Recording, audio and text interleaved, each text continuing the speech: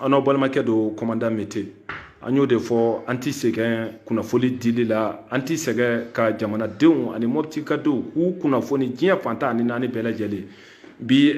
kibaruya fila b'an bolo kibaruya fɔlɔ o ye jumɛn ye an ka chef de file de l'opposition n'o ye Soumaïla Cissé ye n'o ye IRD président ye o y'an ka kunnafoni fɔlɔ ye an ka kunnafoni filanan o ye jumɛn ye a fɔra k'a fɔ ko polisiw ye maa bugɔ Mopti ko a tigi ko a nin tora la donc kɔfɛ an da bɛ tila ka na don o kuma fɛnɛ na nka maliyɛnw aw ka dɔn k'a fɔ an bɛ yɔrɔ min sisan n y'o de fɔ aw ye an ka président n'o ye Soumaïla Cissé chef de file de l'opposition a minɛna ka na se bi ma bi fɛn ka na se bi samedi ma bi y'a tile 18 ye a minɛnen ka na se bi ma bi y'a tile 18 ye donc a minɛnen ka na se bi ma fo an bɛ don min na bi an ka chef de file de l'opposition n'o ye Soumaïla Cissé an ma kibaruya dɔn a la an ma lahalaya dɔn a la Soumaïla bi cogo cogo an t'a dɔn a bɛ dumuni kɛ dumuni mun don a contrôlelen don wa a bɛ ji mun min est ce que a contrôlelen don wa a bɛ da yɔrɔ mun na est ce que a da yɔrɔ a contrôlelen don wa nin bɛɛ y'anw jɔrɔnako ye nin bɛɛ y'anw dusukun wasuwasukun ye nin bɛɛ y'a to anw tɛ se ka dumuni kɛ nin bɛɛ y'a to anw tɛ se ka ji min nin bɛɛ y'a to anw tɛ se ka da ka sunɔgɔ ka fɔ an nin na parce que Soumaïla ye maa ye Soumaïla ɲɔgɔn maaba k'a fɔ ko an bɛ jamana na jamana mun ye jamana seriyelen k'a fɔ Soumaïla Cissé ɲɔgɔn maaba bi minɛ ta chef de file de l'opposition fo sisan an bɛ yɔrɔ min an filɛ nin ye a 17 jours la tamabɔ sisi ma bɔ kibaruya fosi a ma dɔn a la ni cɛ o cɛ ko kibaruya dɔnnen don an ka chef de file de l'opposition na n'o ye Soumaïla Cissé a tigi ye nkalonfin tigɛ an bɔra kalama k'a fɔ an ka cɛkɔrɔba n'o ye jamana ɲɛmaa ye Ibrahim Boubacar Keïta a ko a ye comité de crise dɔ sigi n'o ye an ka premier ministre kɔrɔ ye n'o ye Pinochet ye ko a ye o bila a démarche la Pinochet bilalen o démarche la ka na se bi ma an ma nɔya la an ma kunkan mɛn a la k'a fɔ ko Pinochet n'o ye an ka premier ministre kɔrɔ ye k'olu de taara k'u charger Soumaïla Cissé chef de file de l'opposition o ka ko la k'a fɔ ko lahalaya mɛnna a la ko bien ko nɔ bɔra a la maliyɛnw an m'a ye dɛ an bɛ yɔrɔ min fo sisan Soumaïla Cissé a ma bila an t'a lahalaya dɔn a bi bolo o bolo kan walahi an t'a dɔn n y'o de fɔ Soumaïlaw ye maa ye c'est à dire que u ni degun ma ka denbayatigi k'a minɛ ten kun t'a la ju t'a la a ma foyi kɛ nin ko in a ye n kamana gan dɛ ni n ko a ma n kamana gan bilahi n ye nkalon tigɛ walahi ala Soumaïla ɲɔgɔn an bɛ k'an bɛ jamana seriyela maliyɛnw b'aw ɲininka diɲɛ jamana jumɛn bɛ yen nɔ k'a fɔ ko o chef de file de l'opposition k'o minɛna ka na se fo an filɛ yɔrɔ min ma sisan tamabɔ sisi ma bɔ dɔ ka jamana dɔ fɔ n ye dɛ dɔ ka jamana dɔ fɔ n ye n'o kɛra Afrique ou bien n'a kɛra Europe ou bien n'a kɛra continent américain ou bien n'a kɛra Asie dɔ ka jamana fɔ n ye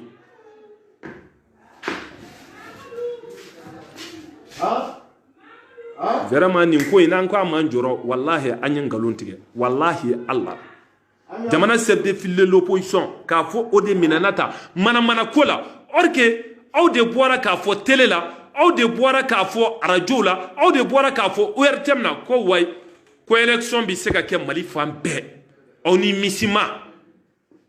ko fan bɛɛ sécurisé don ko élection bɛ se ka kɛ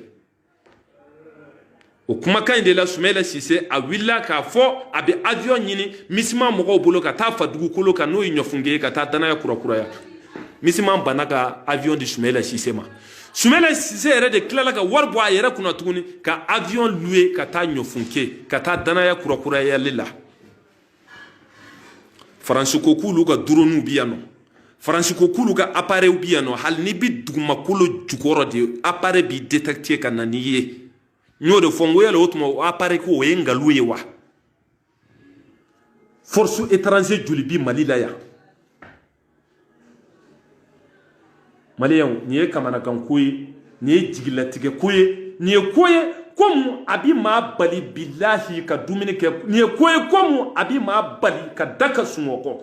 jamana chef de file de l'opposition n y'o de fɔ n ko IBK an b'an ɲɛsin de ma an t'an ɲɛsin maa fila ma dɛ an b'an ɲɛsin de ma i n'i ka gouvernement bɛɛ lajɛlen Boubou Cissé an b'a ɲɛsin aw de ma Sumɛlɛ Sise bi yɔrɔ yɔrɔ a ye taa Sumɛlɛ bɔ ka na bilahi an ta ɲɛsin cɛ ma an ta ɲɛsin maa saba ma an ta ɲɛsin maa tan ma an b'a ɲɛsin aw de ma IBK i n'i ka gouvernement Bubu Sise a ye taa Sumɛlɛ Sise ɲini ka na n'a ye a ye taa Sumɛlɛ ɲini ka n'a di maliyɛn denw ma a ye taa Sumɛlɛ ɲini ka n'a di jamana kɔnɔdenw ma k'u b'a fɛ k'u ka chef de file l'opposition ye n'o ye Sumɛlɛ Sise ye aw de bɔra k'a fɔ élection bɛ se ka kɛ o de la Sumɛlɛ taara o n'aw ma bɔ k'a fɔ Sumɛlɛ kun tɛ taa o a taara laban cogo di o fɛnɛ non ala an bɛ ala fo dɛ an bɛ ala fo ka ala barikada hali bi bamananw ko ten ko saraka bɔdon t'a minɛ don ye Sumɛlɛ ninnu bɛ minɛ don min na bilahi marifa de kɛra k'u arroser n ko Bali ye garde corps sɔrɔ a kan na de a kan Bali y'a sɔrɔ a kan de la yarɔ n'i ye marifa kɔni kɛ ka mɔgɔ kɔni arroser n'a ye i ma maa bɔ maa la o kɔrɔ maa bi ɲɔgɔn fɛ i b'a fɛ k'u bɛɛ de faga ka an nana mun ye Sumɛlɛ n'a ka délégation minnu minɛna olu bilala u mago t'olu la o bɛɛ b'a dɔn k'a fɔ u mago bɛ maa min na u mago bɛ Sumɛlɛ de la n'o tɛ minɛni kɛlen u ma taa fan kelen fɛ o u kɛlen ka Sumɛlɛ n'a ka délégation minɛ u ma taa n'u ye fan kelen fɛ dɛ est-ce que mɔgɔ minnu bilala u b'a dɔn Mali gouvernement b'a dɔn u bilala cogo min na u t'a dɔn u bilala cogo min na u ye Sumɛlɛw minɛ u taara ni Sumɛlɛ ye a damana u taara n'a ka délégation ye a damana donc IBK an bɛ mun f'i ye sans délai an mago b'an ka président la n'o ye chef de file l'opposition ye Sumɛlɛ Sise an mago bɛ Sumɛlɛ la an b'a fɛ ka Sumɛlɛ ye Sumɛlɛ ka famille b'a fɛ k'a ye Sumɛlɛ furumuso ɲuman n'o ye madame Sise ye a b'a fɛ k'a ye a yɛrɛ filɛ nin ye ɲɔfunke Sumɛlɛ minɛna ka na se bi ma bilahi a filɛ ɲɔfunke a ko a ti avion ta ka na Bamakɔ fo ale furukɛ bɛrɛ a k'o ye a yɛrɛ kɛrɛfɛ n'o ye Sumɛlɛ Sise ye an bɛ dugawu kɛ se bɛ ala de ye ala an b'an dama kasi la an y'an ka jɔnni de ye an b'an dama kasi la an ka président ala k'a ɲuman don an bolo an ka président ala k'a ɲuman s'an ma n'a bɛ s'an ma a k'a sɔrɔ baasi foyi t'a la n'a bɛ s'an ma a k'a sɔrɔ kɛnɛya b'a la n'a bɛ s'an ma a k'a sɔrɔ basigi b'a farikolo la a n'a hakili la vraiment nin y'anw jɔrɔna ko ye bi nin y'anw miirina ko ye bi nin ye maliyɛnden bɛɛ jɔrɔna ko ye bi bilahi ala kayikaw k'olu ka chef de file l'opposition u m'a ye u ɲɛna kulukorokaw k'u ka chef de file l'opposition u m'a ye Segu bi ten Mopti bi ten Gao bi ten Tɔnbukutu bi ten donc an b'o yɔrɔ bila an bɛ bɔ o yɔrɔ kɔnɔ an bɛ taa yɔrɔ jumɛn an b'an kun da Mopti kan parce que an y'o de fɔ an ko l'information à la source ka yala ka taa kunnafoni sɛgɛsɛgɛ f'a sun kɔrɔ k'a ta k'a di jamana kɔnɔdenw ma ani Mopti ka denw ma diɲɛ fantan ani naani bɛɛ lajɛlen ne yɛrɛ ti Mopti n bɛ faaba kɔnɔna na n bɔra Mopti depuis vendredi don depuis jeudi plutôt kana Bamako yan nɔ donc kibaruya ye n sɔrɔ yan na k'a fɔ ko polisiw ye dɔ bugɔ an balimakɛ n'o ye Ali Sangare ko fo ka a nin to a la Ali Sangare ne yɛrɛ commandant Mete n b'a dɔn n kɔrɔ don carré mun bi ne n'a ni ɲɔgɔn cɛ a tɛ tɛmɛ carré 3 kan Ali Sangare muso filatigi don den 6 b'a bolo a sigiyɔrɔ bɛnnen don Mopti bugufe ma nka a fɔra Ali bugɔra ko fo k'a faga k'a bugɔra an ka lakana tigilamɔgɔw fɛ n'o ye polisiw ye ko ka sababuya kɛ couvre-feu ye bon an tɛ se ka an da don kuma nin na ka a walawala fo n yɛrɛ ka se Mopti Ali kɔni an ye mun sɔrɔ kunnafonidi la mun fɔra an ye ko Ali a bugɔra polisiw fɛ ne yɛrɛ ye n ka mɔgɔ wuli tuguni n'o ye n ka denmisɛnnin ye wele le jeune Yaya Ture ne yɛrɛ y'o wuli o yɛrɛ wulila ka se fo commissariat la ka taa commissaire ɲininka ko an y'a mɛn k'a fɔ an balimakɛ Ali Sangare k'a fatura ko e ka mɔgɔw de sera a ma ko k'a sababuya kɛ ni ko couvre-feu ye ko polisiw de y'a bugɔ ko fo ka a nin to a la action yɛrɛ kɛra mercredi don su de k'a dugu jɛ jeudi la donc ko commissaire y'a ka élément wele ka tila k'a ka directeur national wele k'u lasigi k'u ni Yaya Ture lasigi ko olu kɔni bolo ma s'a ma olu ma a bugɔ bon nin ko kɔni tiɲɛ na ngalon ala de b'a dɔn a n'a kɛra maa minnu ɲɛna nka ne tɛ se ka fɛnba fɔ kuma in na ne tɛ se k'a fɔ polisiw y'a bugɔ k'a faga ne tɛ se k'a fɔ polisiw m'a bugɔ k'a faga nka komi ne yɛrɛ taatɔ la don Mopti ni sera Mopti ye komi Ali Sangare a yɛrɛ furumuso bɛ Mopti yen nɔ a yɛrɛ balimaw bɛ Mopti ye a lamanaw bɛ Mopti ye donc ne yɛrɛ bɛ s'u ma Mopti yen nɔ k'u ɲininka kuma kunkun a n'a ɲɛɲɛ bɛɛ ta k'a bɔ k'a yira maliyɛndenw na ani Moptikadenw na diɲɛ fantan ani naani bɛɛ lajɛlen parce que an t'a fɛ ka kuma fu fɔ an t'a fɛ ka ngalon tigɛ video ni ne yɛrɛ y'a ye bɔlɔlɔ sanfɛ ali mba don kosobe nsigi nyondo parce que ni sigi mena obi ke nyogon balema ya obi ke nyogon sinji ya obi ke nyogon limana donc ne kone action in kera ga neto bomoko ga ne ti se ka femba foala ne re mo blaka iresarsu ke ga ata bali ne re tato ko sigin tola do ka ta mopti na ala mabasi foike ni ne re sera mopti mbise ali frumsoma mbise abalema mo mbise akoroma ku nyini ka parce ne afo ambi barake ni prevude antibote kana ka fo video kadanye kambi boka na video ke ou bien antibote ka fo ko mo de jugu ya banko na kambi na sigi no ka mo buruja non ambi barake ni taluya de ambi barake ni prevu de en côté de l'information à la source ka yala kata kuna fonta fa sun ko rakadi jamana kono de ma ni mutka de ma dia fanta nani bela jele donc ali koni fatura donc police bi motier commissaire bi ali yere balma bi motier amuso bi muso fla de bi ali sangare bolo den woro ali ayo de soro den woro de babula yere fatura ka den woro de to ani muso fla akor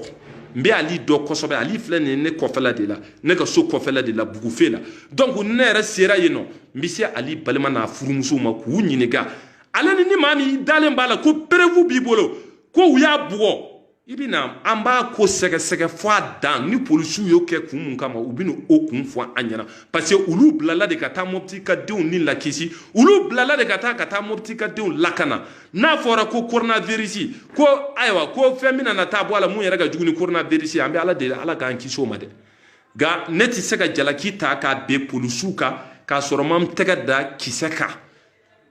neti sega fo polisu ya bugo asara nti sega fo polisu ma bugo asara donc ni sera mentiglan danya atigi yere donc ne sera morti mbise commissaire ma anaka chedon mbikla ga se ali nunu yere ga famille mo ma ka kla ku unyinega donc amba tiana galum be bo ka di jamana kono deuma donc ambi duwa ke ambalma ke ali sangare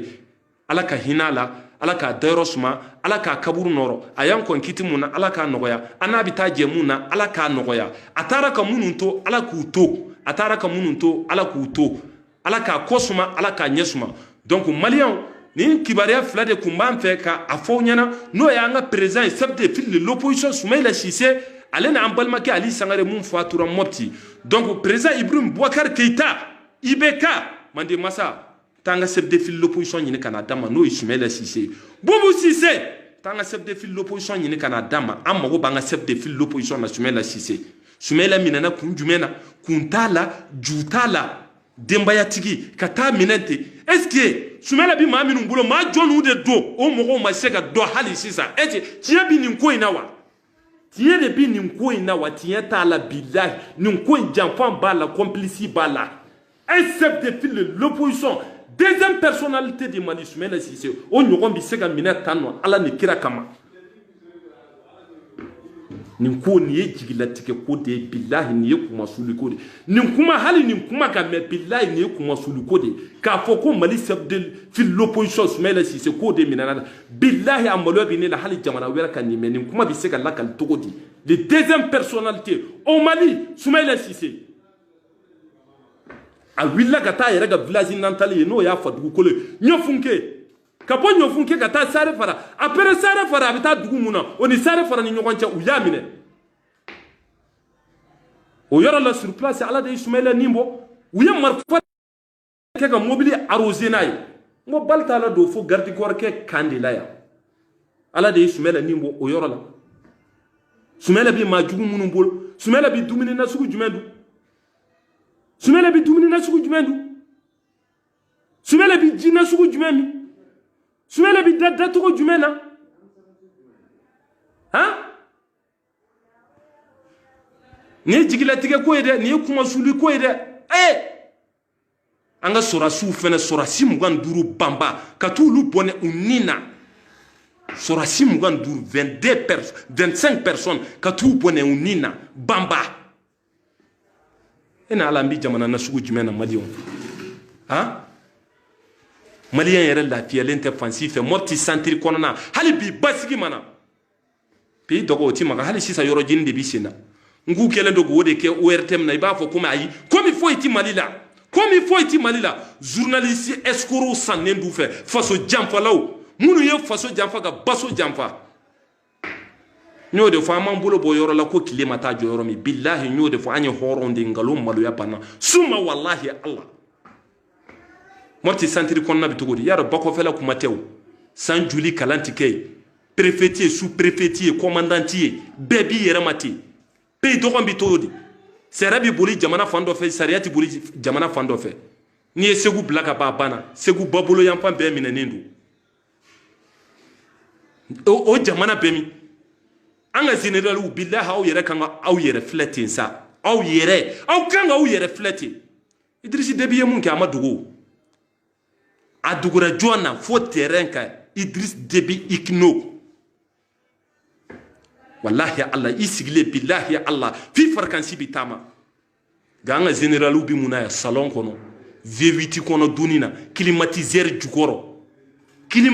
jukoro soldat bi tadi fagali ma su anikle soldat bi tadi fagali ma su anikle general u fla bomoko V8 donaya bi V8 ba donde kono nana ale ni climatiseur bi bureau kono ku bari ku yere chenye tenina ga terrain kana bi uti sekata bi malien bi molo hali ki kun korata jamana ko fe ka fo ko ni malien bi molo bi billahi mali ko ka fo ka le malien ni kunya fo ne suye ko mali bi keta billahi Allah suuti dala kuma te nyana mama muso ye accouchement ke gitoron sanfe mopti santri konnana jamana fam bendara kilindo iba fo foi est-ce que sini ou bien sini ngena ma bina ga bon mopti santri konna yam fam fe ko ni doni kela yo ou bien ni kalankela bayewa ni ya me jamana jumendu sene bakamara jago moni kala ni siti kanga ke mopti santri konna nana wulumso ga wulu kalo kononto mi kanga ke fuyu su anikle mopti santri konna nyodo fo billahi joli de bibo 24 heures sur 24 heures matin et midi soir mopti santri konna donc malien ninde kumban fe ka fouye antina na video njanya anga chef de l'opposition Soumaïla Cissé amago bala amba fe kaye billahi an desera ka sungo an desera ka da an dusku bi kamina watibe Soumaïla nyogon mugo ba ko de mineta mali kona iba fo foy make teblen darame yene fade yene fa flande nti dokoya idokoyal dati mbolo nti buruja gas teble Soumaïla bi bolo la de teblen darame Soumaïla bi bolo la de jamana ministre des affaires étrangères teblen darame ini Soumaïla dondo keka teme nyogon fe ini Soumaïla kunu keka teme nyogon fe ga teblen ni ko indamina na kana se bima teblen ami mankamede teblen ami ga effort yede teblen darame ne fan kambi de ma ini Soumaïla jera dondo la ini Soumaïla dondo mando ke teblen imiri ka fo ini Soumaïla jera kunu billahi Allah yere dagawili ibadenke Soumaïla wode bi bolola bamantu bolo maminundo adonente Soumaïla billahi la hala anta don esi Soumaïla bi si to muna afarkolo bi sega permite wa beba do Soumaïla nunu ye manna sugu muni Soumaïla bi si yoromi abisi sonyuma de kono wa abisi dibi de la wa abisi dia de kono wa abisi tout de kono wa jomba don ni alate Allah anyan jigi ki yeda billahi Allah wallahi maliyam madilika fem ye diyan fara lahara ko de yira lalna wallahi kata 2013 fo sisa maliyam yere de ma here ya nyena maliyam yere de ma here soro on dirait il va faut gouvernemental on kuna on dirait il va faut présentant on kuna wallahi Allah un pays sérieux e bi sega nim famu to de Allah kama jamana chef de file l'opposition ko minata mana kola dembayati chef de famille amami amabo amofoike kata biaka ka mina kata na fosi sa ambiyorom o kibariya mado fosi sa ambiyorom o la halaya mado fosi sa ambiyorom o bi bolo minka abi bolo nyuma de kanwa abi bolo jugu de kanwa ma sisi make alaika don ko président ba ankuna Ibrahim Boubacar Keita e dum bora ka fo ko élection bi ke se ka ke Mali fambe ko yoro sécuriser o de la Soumaïla tara nyofunke kata ka bi ta dana ya kura ya utara ka tamine fo sisan fere ambi yoromi aw ye effort jumene ke Pinochet premier ministre koro ke ere ko nyamgo ye ere blala ko demarche la sadiri no jumen bo ko ina etale ani biche Pinochet ambi nyini ka ye demarche jumen de ke résultat jumen de ko ina parce que malien antina nan sigita ga fo ambi nin ko filatande sungalo minana akera benyana ya sungalo nyona président tribunal aminana akera benyana sungalo ye manyuma to ko na sugu be fo sungalo ye fen na sugu beke mali gouvernement y'a kɛ ko mais a ma mɛn sunkalo laban taara kɛ cogo di sunkalo laban ma taa bɔnani na a ma kɛ su ye o ma kɛ mali kɔnɔ yan sunkalo ɲɔnɔ président tribunal u y'a minɛ a bɔra k'i da kasi video la diɲɛ bɛɛ y'a ye mali bɛɛ y'a ye diɲɛ bɛɛ b'a ye a bɛ taa bɔ mun kalama sunkalo ma taa sa u bolo wa sunkalo ma taa sa u bolo wa gouvernement ye an dalen t'aw la bi an dalen t'aw la sini a y'a kɛ ala ni kira de kama kuranɛ bonya n'a barika kama a ye taa Sumɛlɛ Sise ɲini ka na n'a ye c'est défi de l'opposition nin ko in tiɲɛ t'a la Sumɛlɛ ɲɔgɔn bɛ se ka minɛ tan cogo di deuxième personnalité au Mali c'est défi de l'opposition i b'a fɔ foyi ma kɛ aw sigilen don o tuma an ka parti politique aw bi min an ka parti politique n b'aw ɲininka bamananw ko ten nɔ ko ni kungo jeni ma ban tɔn man ka taa tɔn sanga fɔ dɛ Sumɛlɛ minɛna cogo min bilahi bɛɛ k'a bila i kɔnɔ ten i bɛ se ka minɛ ten Sumɛlɛ minɛna cogo min bɛɛ k'a bila i kɔnɔ ten i bɛ se ka minɛ ten ni kungo jeni ma ban tɔn tɛ taa tɔn sanga fɔ dɛ le Umaru Mariko aw bi min le Moribo Sidibe aw bi min Cɛbilen Darame i bi min Musa Mara i bi min